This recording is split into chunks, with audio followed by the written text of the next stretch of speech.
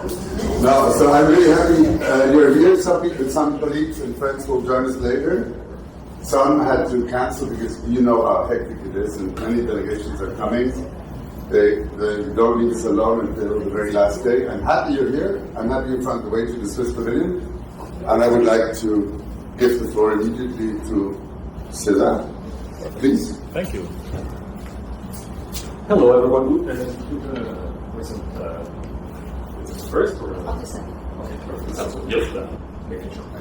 Well, thank you everyone for being here. My name is César Corona. I am here in a presentation of two organizations, the Institute for the Study of International Expositions, together with Lisa, and Expo Museum, which is an online community since 1998. We are a place where people interested in expos, both as visitors but also as future participants meet. So we invite you to both join ISIE and to stay in touch with us at Expo Museum. The conversation today is focusing on a bit of the future of expos, but what we can do as people directly involved with expos. We're not talking in general, big ideas, big promises. The goal is to provide you or start a conversation together with you about what we can focus on. So I'm going to start the presentation. Let me just make sure that yes. So this first part, this first session, is about assessing participation in expos. And this is from a government perspective. What I want to talk about is a persuasion model. This is using communication theory. About 2.5 months ago, we had a presentation where we briefly introduced the idea, and I'm very happy to see some of our special guests coming back. Now I'm going to expand a bit on that. And the trigger of this presentation is award season. So tomorrow I hope many, if not all of you, get awards, get the recognition you deserve at the BIE ceremony. But I experienced that in also. I worked for the BIE during the 3 months, and I was helping coordinate the presentations at the ceremony award. I know it's a very important part of the work all of you do. But I also work on public diplomacy, advising, helping inform governments on what they should use expos for, what they are for. So this is the model. I'm trying to keep it simple. I'm going to zoom in a second, but just so you know what I'm talking about. This is three communication theories together.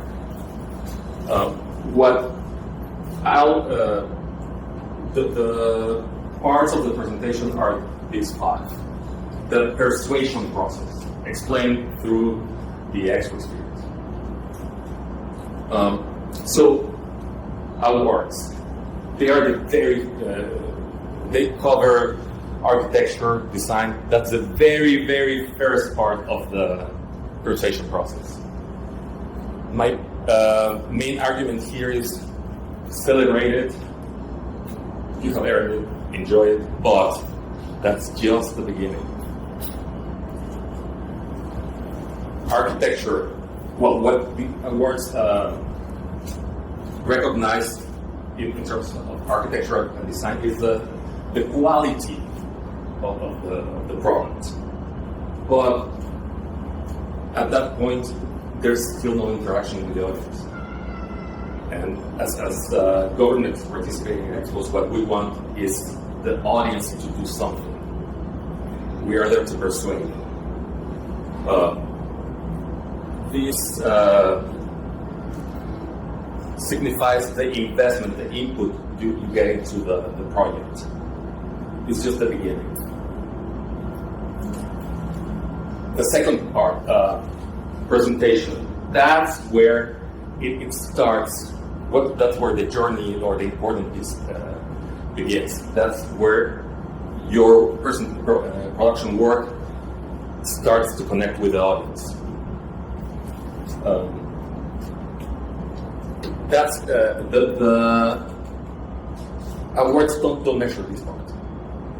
Okay? That's something you will have to start doing. In many cases, that it's very common for pavilions to count the number of visits. That's basically what measures the success of this stage. Just the fact that people were exposed to your message.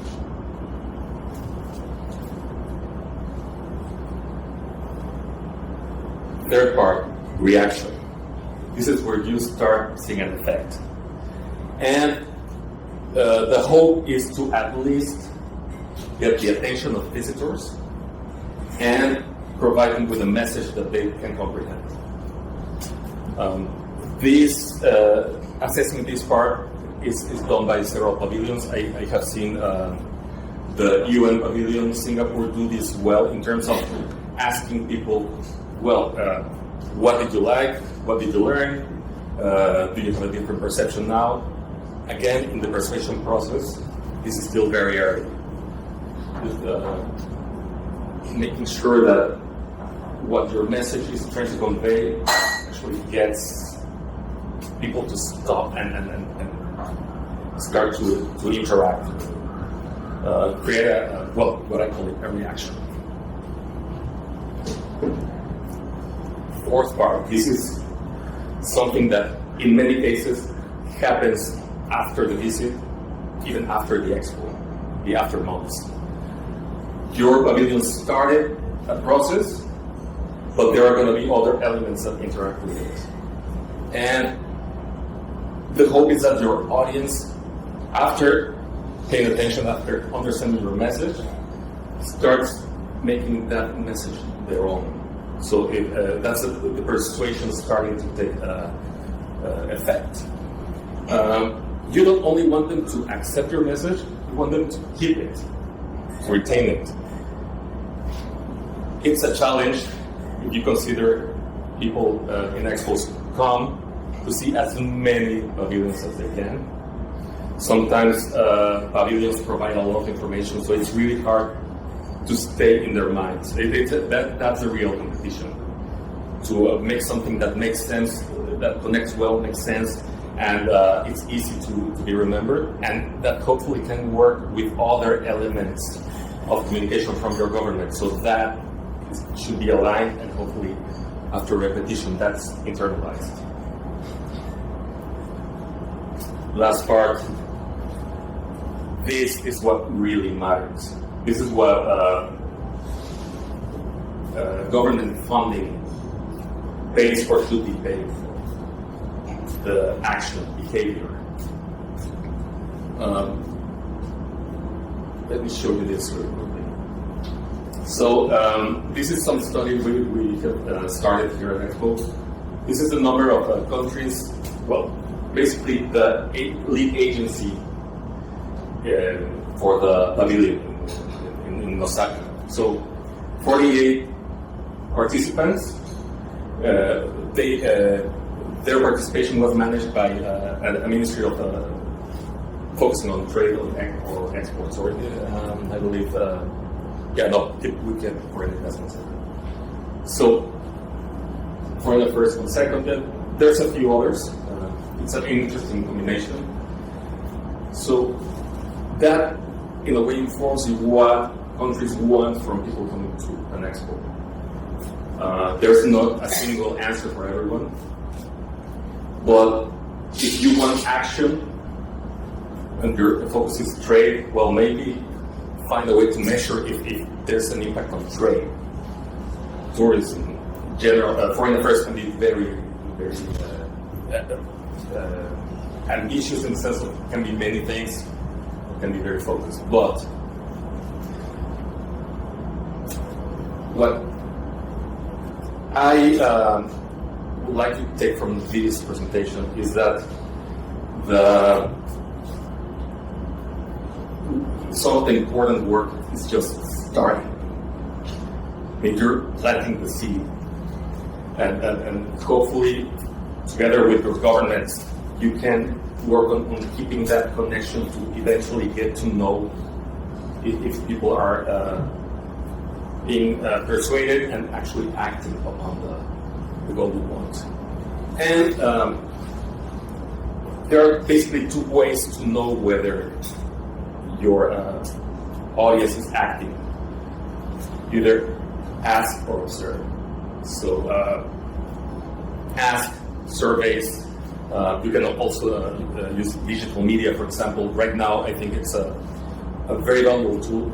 So many, from the organizing committee to some countries are connecting with people through social media and then letting that connection die after the expo. I think if you could keep that connection and maybe ask them in 6 months, and there are ways to motivate them. What do you remember? What's good? What are you doing something in the sense of what we want you to do?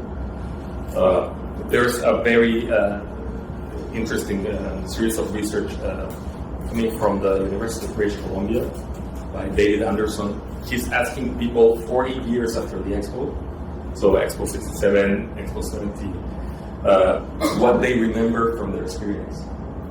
So, I mean, of course, it's hard for a government to have research, but there are resources like that. Asking, observing, well, you have statistics, maybe you get that indirectly. You can also find ways to,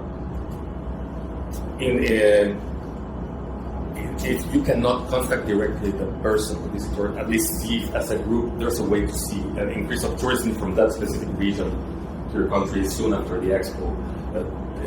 Some products that you promoted, are they being purchased more after the expo? These are basically two ways to do it. So the awards, they are telling you you're off to a good start in the race. You're strong. You're having good inputs. Also, if your country doesn't receive any award, but you're persuading your visitor, that's the main thing. That's the goal. You're here for that. So the goal is that you not only finish the race, but you finish it well. And I'm gonna finish my presentation here. There's if you want to connect with me, you can connect with me through LinkedIn, through the email. And I look forward to the conversation. That's the main point of today: talk and exchange ideas. So thank you very much, and I will do this introduction.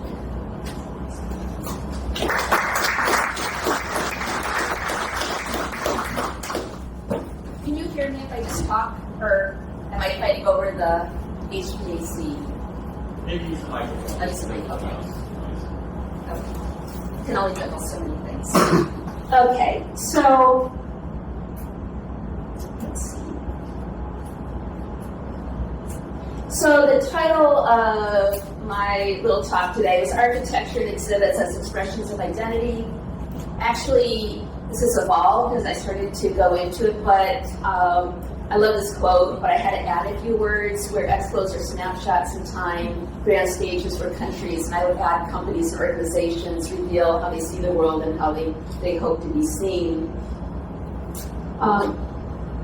So as I was developing this presentation, I found myself pulling from courses. I teach architectural history at the University of Arizona, and before that I've been there for, I guess, 13 years now. Before that I taught at Norwich University in Vermont, and I've engaged students multiple times in their courses in looking at expositions and thinking about designing for expositions. And when I do this, I really explore the role of design in effectively expressing thematic messages in expo pavilions. That's been kind of the focus for most of these courses. So I thought I would share with you these experiences, which I hope will be helpful in thinking about both effective messaging and ways students can become involved in designing future pavilions. Now, my interest in this aspect of design and messaging began after visiting one of the pavilions, which remain unnamed, but there's a lot of them that fit in this category. At Expo 2000 in Hanover. This is my first Expo experience in person. I come from the Academy, and most of my research has been on the 1933-34 Chicago World's Fair. And I love both of these pictures. It was a beautiful picture of the rainbow over the fairgrounds and the American Pavilion, which, the Americans didn't have a pavilion. It was a hot dog stand, and somebody had scribbled American Pavilion on it. And this started me thinking about, in this pavilion, they had their theme as you came in on the wall. And when I went into the pavilion, I saw very little in the pavilion that referenced that theme. What I saw as, at the time, kind of an average visitor was a bunch of random stuff. And there just wasn't clear why they chose the objects that were on display and how they connected to the theme. And so there's this huge disconnect between the theme that they said and what was presented.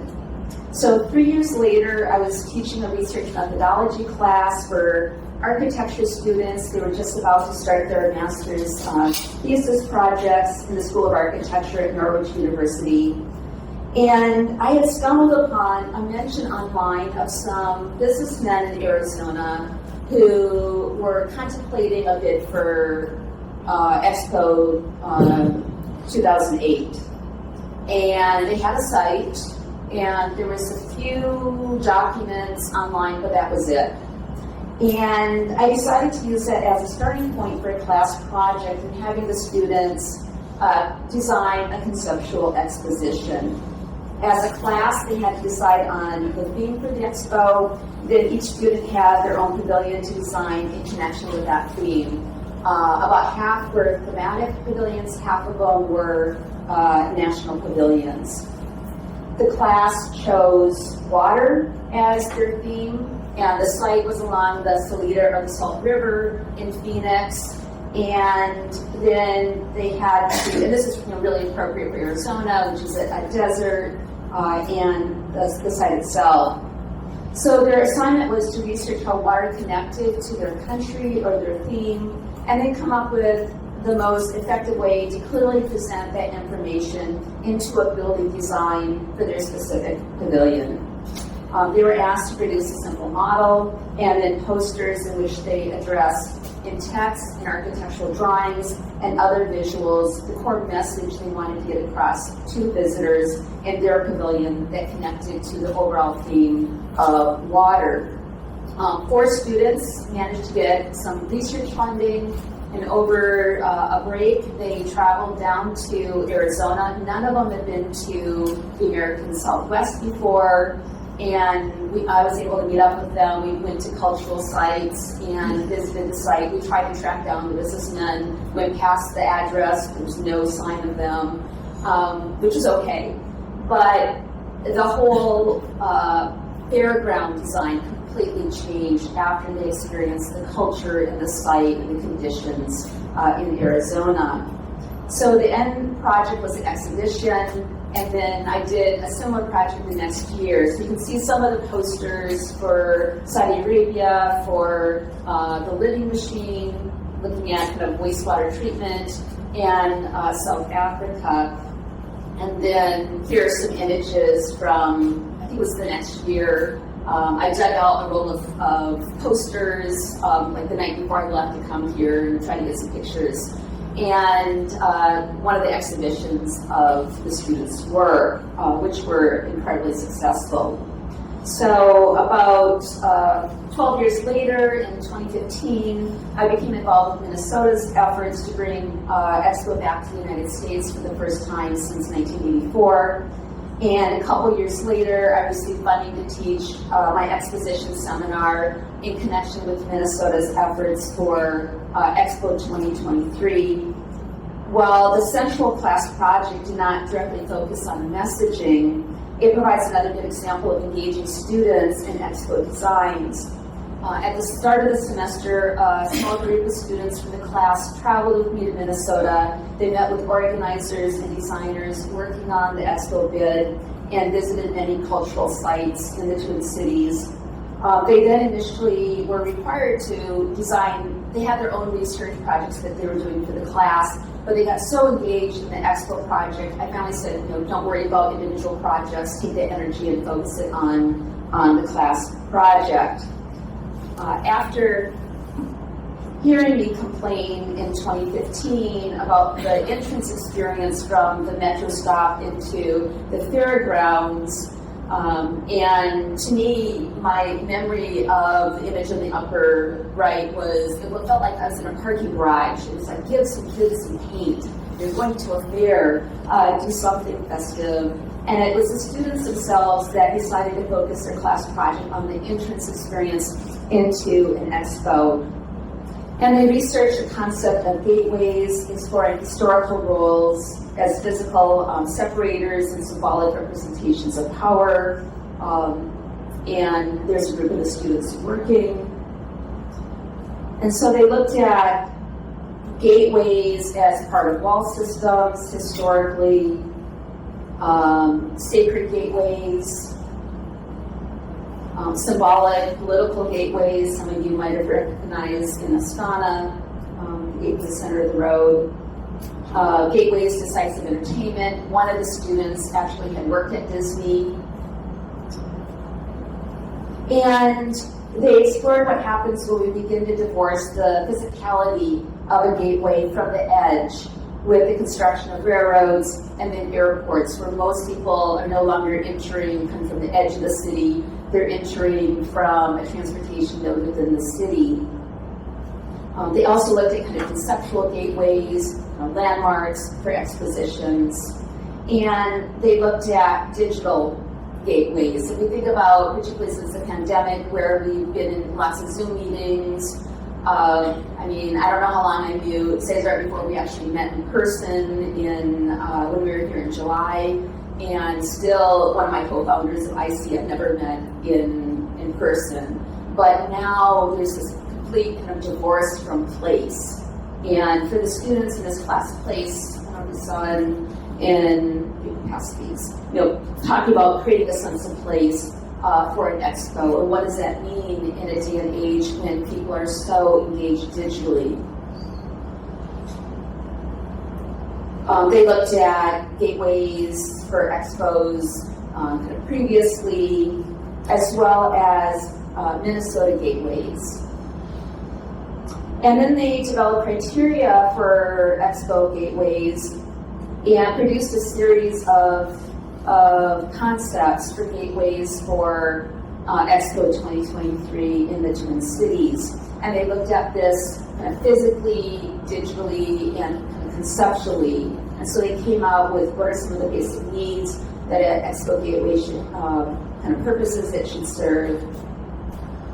And they created kind of conceptual design ideas, both kind of physical entrance into the fair. How do you entertain crowds that are stuck in long lines? Looking at this idea of a gateway around the city, thinking about kind of marketing the expo in different ways that are appropriate to the theme of the fair. This is one of my favorite designs. Minnesota, there's Twin Cities. St. Paul was developed because that's as far as you can get up the Mississippi River, and then you hit these falls. And Minneapolis became a city because of the power of those falls being able to mill flour. And it became, I think, the #1 milling place of flour in the world. And during the Depression, the milling or the flour companies ended up taking the bags of flour and printing designs on them, and people made clothes out of those. So we took that concept that's tied to the place of Minneapolis and the milling history, and in the airport, this idea of taking these bags and creating a place that advertises the expo, where visitors coming in the airport can just hang out and kind of a little bit of advertising for the expo. And then thinking about how do you kind of tie to this idea of health and well-being, and that a few other of their designs that kind of connect to Minnesotans tied to the North. And then digitally, and if you think about, I was in the health pavilion where I had my disposable wristband that you connect, and they were looking at those concepts back then. And then some of their conclusions of what an Expo entrance gateway should be. So really thinking through. And then they came back to Minnesota at the end of the semester, and they presented their work, a small group of the students. They visited other cultural sites.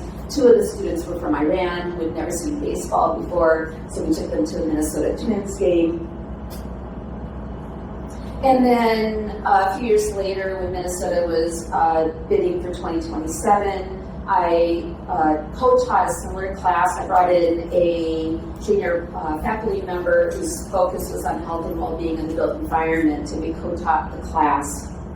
And a similar structured class. The students in the first class, they decided to publish a book. They're the ones that decided to put into the effort. And we did the same thing with the second class that focused on the health and well-being theme of the fair. And so they looked historically, going back to ancient Greece and the role of health. They looked at health at past expositions. We've got image of the transparent man from the 33 World's Fair, in the health exhibits in Chicago, the incubator babies in 1904, and they looked at Minnesota's role in health, looking at the Mayo Clinic and Medtronics, and the University of Minnesota's role as leaders in the healthcare industry.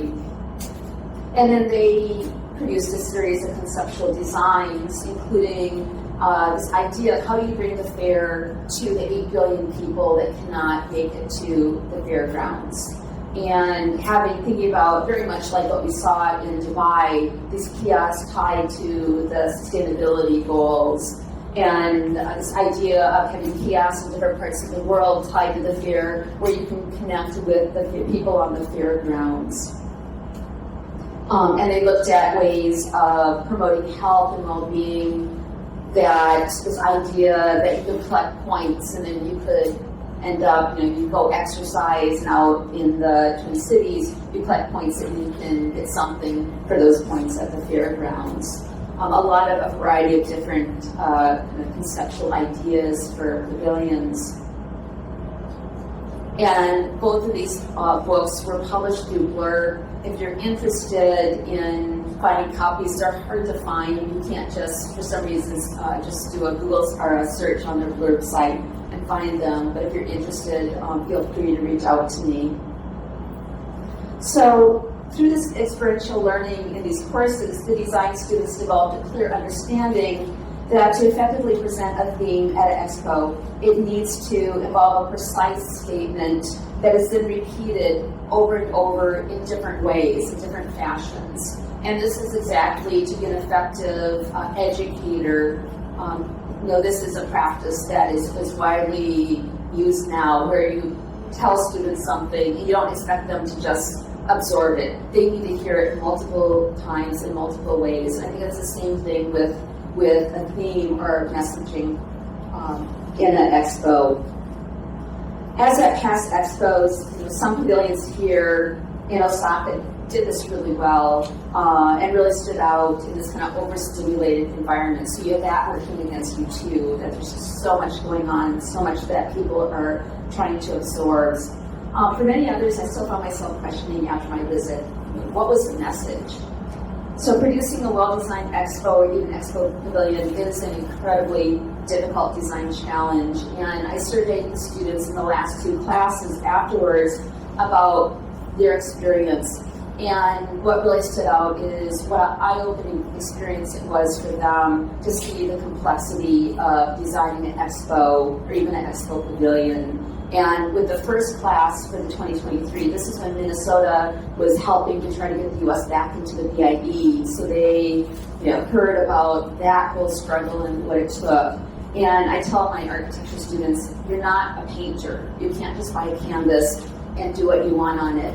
You know, building something like a pavilion or any building is a interdisciplinary event, and you have to be a group player. You have to deal with budgets, you have to deal with site conditions and building codes and client needs and, you know, just this complexity. And I think that was one of the really strong lessons that the students took from this.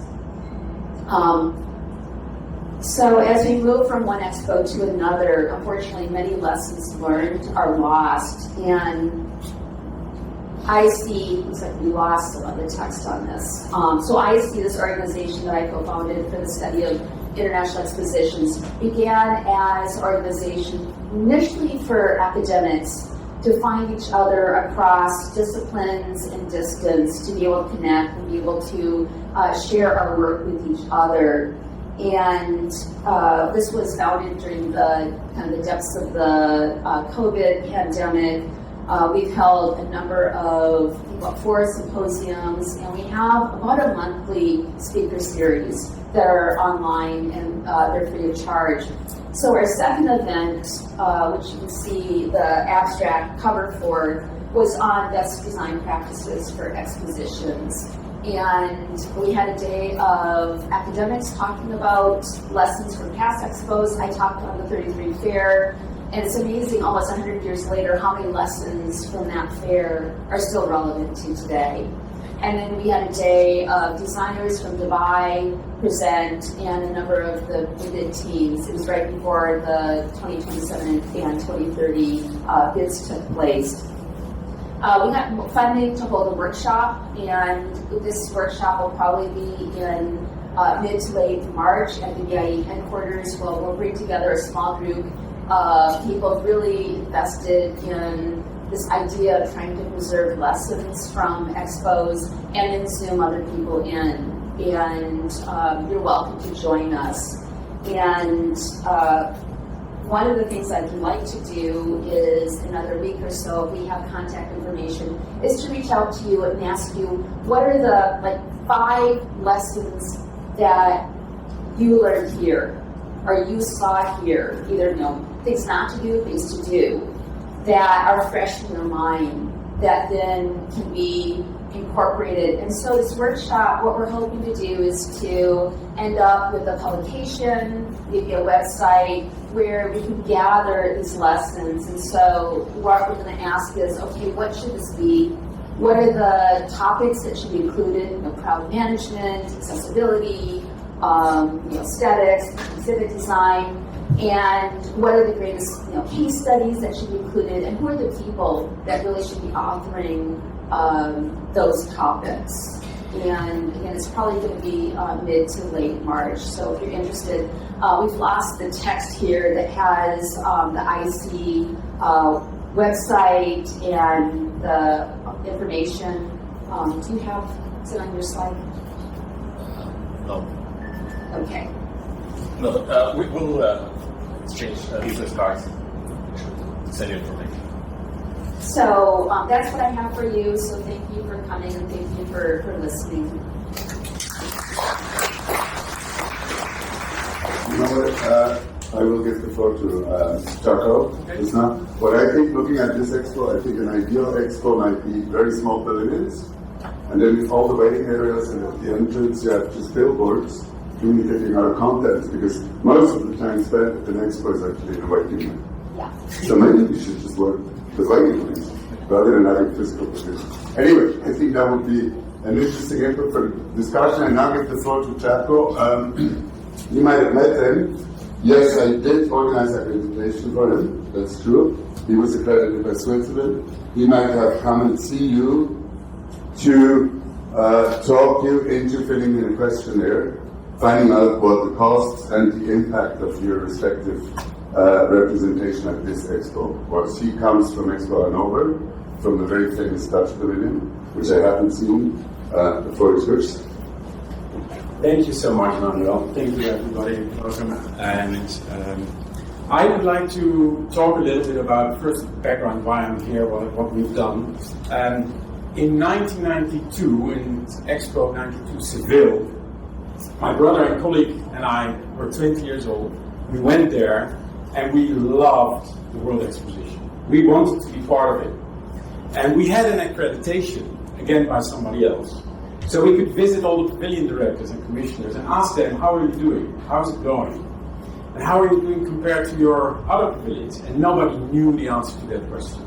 Because they had no data. Nobody knew the visitor numbers or the cost of the others. So we thought, as entrepreneurial young people, that's our chance to be part of the World Exposition. So we started collecting their data, interviewing them, and they gave us the visitor numbers and their cost and the cost of the building. And we made a book out of that and sold that to the commissioners, and they were very happy with that. So in 1999, the Dutch government was preparing for their presentation in Hanover, the Hanover World Exposition that Lisa also mentioned. And it was a very prestigious project for the Netherlands because it's our biggest trading partner. 50% of our GDP is related to the German economy, trade with Germany. So there was a huge ambition. And because of our experience with 1992, they asked us to be part of the team. So I was part of the Commissioner General's team to evaluate their expo, to advise a little bit, and we again made a study among all the pavilion directors and the commissioners and made a book out of that again, which again was bought by, I think, out of 50, 30 of them obtained it and told us it was very useful because it was a wealth of information, benchmarks and experiences of all their colleagues. So they had a much better sense to write a report to the government as well as prepare for the next expo. So then in 2005, the Dutch government was preparing for Shanghai, again hugely important, and we wrote a strategy document for them at the request of the Ministry of Foreign Affairs. So we combined all the lessons learned in that document for Netherlands to do a great job there. And what I would like to do today is summarize some of the ideas and the lessons we learned from all those studies with you to give you a glimpse of how can we do better, even better, in the future. And usually these discussions start with this question: are expos still useful? Especially in 2000, there was a lot of criticism. We had the internet, everybody is on the internet, everybody knows already everything. Should we do expos? Why? What is the purpose? Are they still useful? So we thought it's not a good question to ask. Are the Olympic Games useful? Some people train for all their lives. Governments organize them, they're always in debt, and yet they're being organized. Are they useful? They're great fun, but are they useful? I don't know. Maybe it's the wrong question. The fact is that the number of participating countries in expos has grown enormously, especially since the 60s. More and more countries are now being aware that presenting themselves on the world stage is important. So the question is especially differently answered by some developed and less developed countries. They see it differently. For developing countries, it's a great opportunity. But countries like France and Switzerland and Italy and Canada and others really see the value and participate always very strongly. And when we interviewed commissioners and pavilion directors, especially in 2000, about the question, what is the future of World Exposition? Do they have a purpose? They basically said this: World Exposition, the purpose is to foster understanding among the people of the world by bringing them together physically and tackle solutions for a global problem facing humanity. That they felt sums up the purpose of World Exposition. So there is also a consensus that they do play an important role in our world. And perhaps a better question to ask whether they're useful is to ask, how do we make them work? How do we make sure they work for organizers, for visitors, and for participants? Perhaps that's a better question to ask. And our research shows a lot of potential for that. So, quickly, for organizers, the value is pretty clear. These are some numbers from impact studies done over the years. Even Hanover, which according to the press, was not super successful, but the participants were very happy, generated billions for the German economy, all the way up to Dubai. Ernst & Young calculated that up to 2042 or something, the impact to the Dubai or UAE economy is about $40 billion. So for organizers, at least from a very pragmatic economic standpoint, it's pretty clear they are very valuable. For visitors also, it seems to be a great experience. Here are just a quick number of quotes from social media about this expo, where people say, it's a unique and fun experience, not to be missed. Somebody says, it's an experience for the books, making it a memorable core memory for me. The expo is really a must-visit event. It's an amazing experience, full of walking, talking, and exploring the world. The most powerful, unforgettable, was the Future Pavilion, an unforgettable experience. Every second inside felt like a privilege. So apparently for visitors, and also if you judge the length of the lines here, it's great. There's a lot of value for them.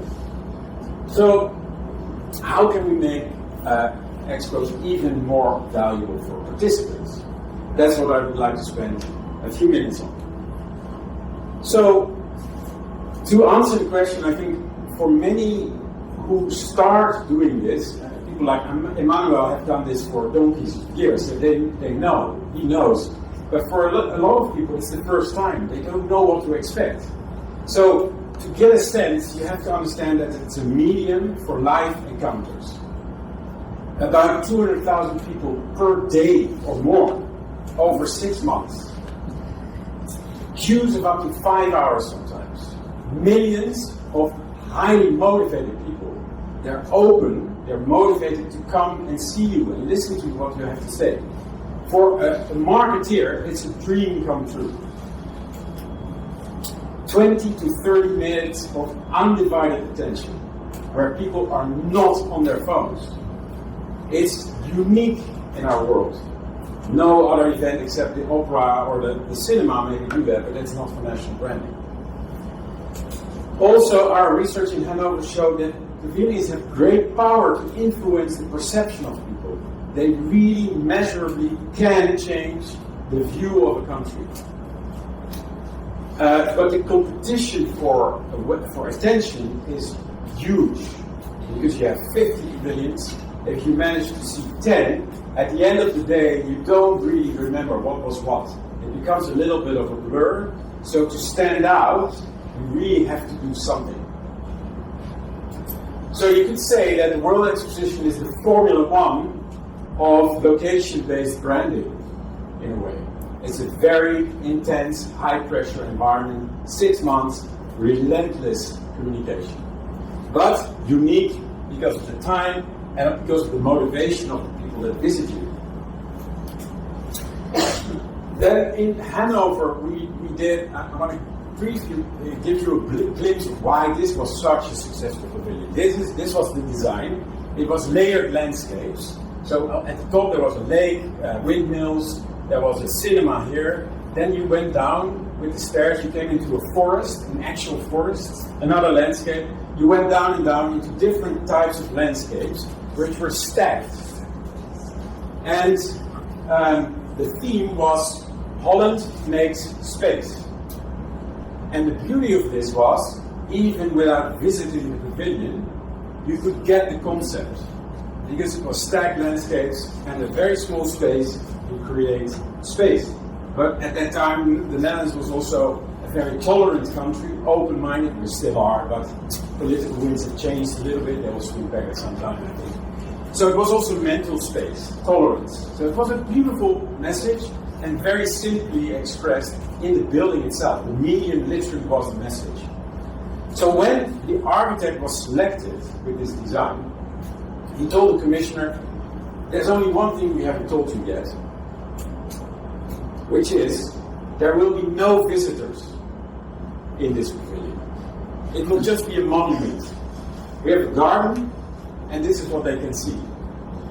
And you can imagine that that caused a little bit of unease with the Commissioner General, because they had already been selected So there were screaming, fights, shoes were banged on tables, and eventually the architect was one of the most brilliant Dutch architects. He accepted, okay, we'll do visitors. So that was finally allowed. So the Dutch pavilion was really a case study for us. 300 pavilion visitors were interviewed before and after on a range of image-related dimensions of the Netherlands perception they had, and we could see a marked difference before and after they visited. So we interviewed the same people, we could see a huge shift in their attitude. Holland from being a slightly boring country to innovative, open-minded. This was summed up what they were saying. We're seeing surprising and undreamed of. So it really measured the influence. And the number of people who said they were definitely going to visit Germany shot up to about 92% after seeing this. And we knew what visitors in the Netherlands spend. So we calculated this to be a potential of about 350 million of tourism income. Potentially, of course. But that demonstrates the huge economic value that could be generated just for tourism from a pavilion like this. And that was really an insight for us. And about 40 to 50 million people saw pictures of this and were touched through the media. So it was a tremendous success. So basically, if you calculate this, it's almost a 10x potential ROI, just in economic terms. But imagine what it did for public diplomacy, relations, attitudes towards the Netherlands, which were already pretty good. So, what is a pavilion? You can think of it as an Apple store for your country. Steve Jobs famously said Apple stores are intended not just to move boxes, but to enrich lives. I don't know if that's hyperbole. Our mother is 90. She's going to go for a workshop in the Apple store to learn about her iPad, how it works. For her, I think it's true. That's enriching her life, for sure. But it's an environment carefully designed in every little detail to provide an experience, to emphasize the story of Apple, to really absorb it and experience it. And a pavilion, therefore, is an Apple store for your country in a way. That's how you can think about it.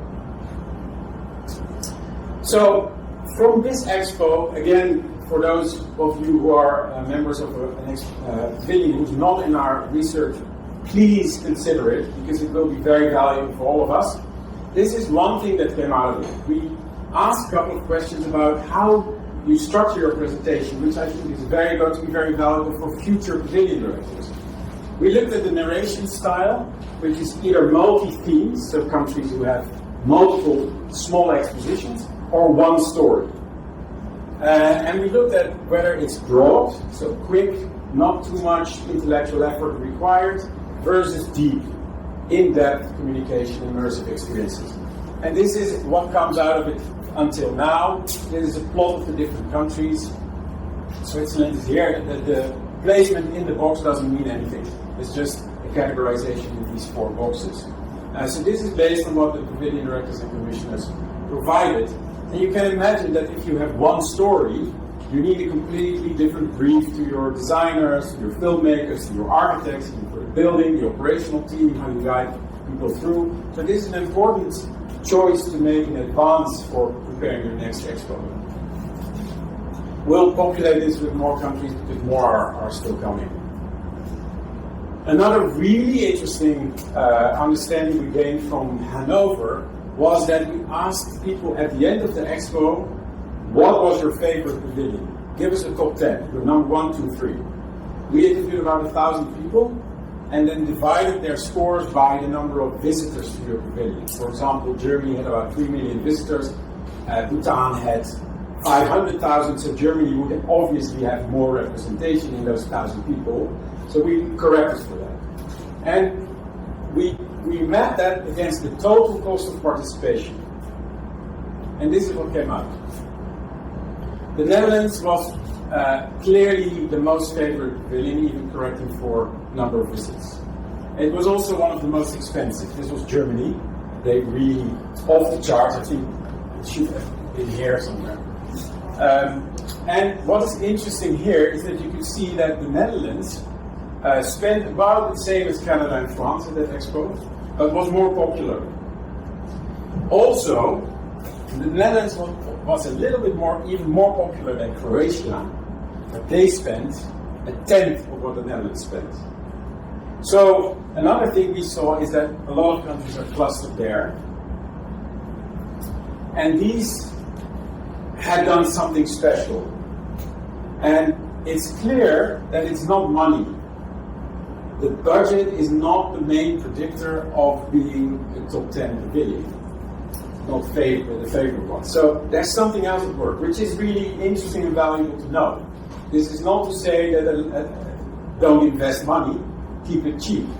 Because of course, if you want to engage 3 million visitors, you need a bigger pavilion, and the best predictor of your cost is square meters. So the bigger, the more expensive.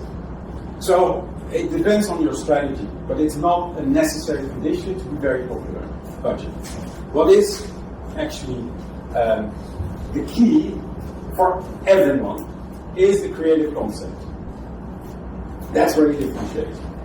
That is where you offer value to your visitors. So for the future, the creative concept is key. That's the biggest predictor of being popular and of success for your whole campaign.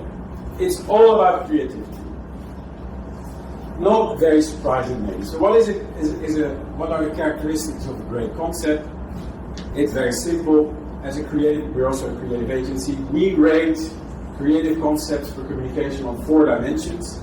It has to be relevant for the audience. What is relevant in Japan is different from what is relevant in Saudi Arabia. You have to understand the mindset of the people that visit you. You have to be distinctive. That's difficult because you don't know what the other countries are doing. But if you stay very close to your national character and you find a way to express that, like the Dutch did, you're always unique because every country is different. Third is coherence. If the United States would build a pavilion saying we are a small, modest country, nobody would believe them. It's a big country, they are brash, they are very good at a lot of things. It doesn't work. So you have to be coherent with the thing that people already know about you. And you have to be participatory. It's a live encounter. And some countries do that really, really well. You can interact like what Switzerland is doing with taking a photograph with Heidi. That might be the thing that people remember. Because it's interactive, they do something. So these 4 characteristics are important for building a great pavilion, having a good creative concept. Another great thing we found from the research is the team, the structure for managing. There is usually a trade-off between costs, budget, time, and your creative concept. Some countries we found here did in 1 year, or even less. Usually, if you don't have time, either your budget goes up or your concept suffers. Usually, it's either one of the two or both. Having a lot of money doesn't mean that you will have a great concept. And in a way, what happens is that an expo is so operations heavy, so intense, that what a lot of times happens is that the balance between idealism and pragmatism gets lost. What we saw in the Netherlands Pavilion was that there was a relentless fight all the time with the architects, who was a purist. He wanted no visitors, no compromises on the creative concept, and the operational team that said, yeah, it's too costly, it doesn't work. So and the critical role was played by the Commissioner General, who was able to make no compromises on either side. He was able to combine idealism and pragmatism some way. That caused him a lot of gray hair.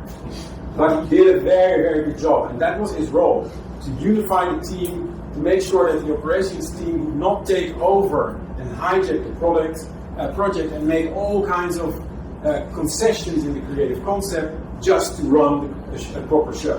But also to make sure that the idealists were not running the show, because then it would be an operational nightmare. So the future, we believe, is learning together. And that's why we're making this new book. It will be there for mid-October, so countries who have not yet done, please, the independent pavilions, consider submitting, because the book will be very valuable for all of us, for everybody who's participating, to have those statistics and draw some of these lessons. Submission deadline is 18. And I would like to close with what is the essence of World Expositions? I think when we were in Seville, we were living in the Expo village, like an Olympic village. The Spanish built that, and all the hostesses and pavilion directors were there in one place together.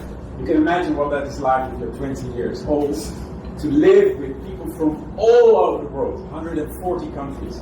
You know, the Brazilians and the Africans were partying every day, they were making music, the Cubans were dancing, and it was fantastic. And it taught me one thing. Cultures are different, people are people everywhere. We're all human. And I think that's the great lesson that Expos can teach you. We meet people from all over the world, not from a particular political background, or a culture, or a religion, or a skin color. We're all human, and we meet as humans. And I think that is the great value of World Expositions, and the role they can play in the world. So, let's learn together from the present to do even better in the future. I wish we make the next Expo even better, and see you in reality. See you in reality. There's Belgrade. There is Belgrade. Yeah, yes.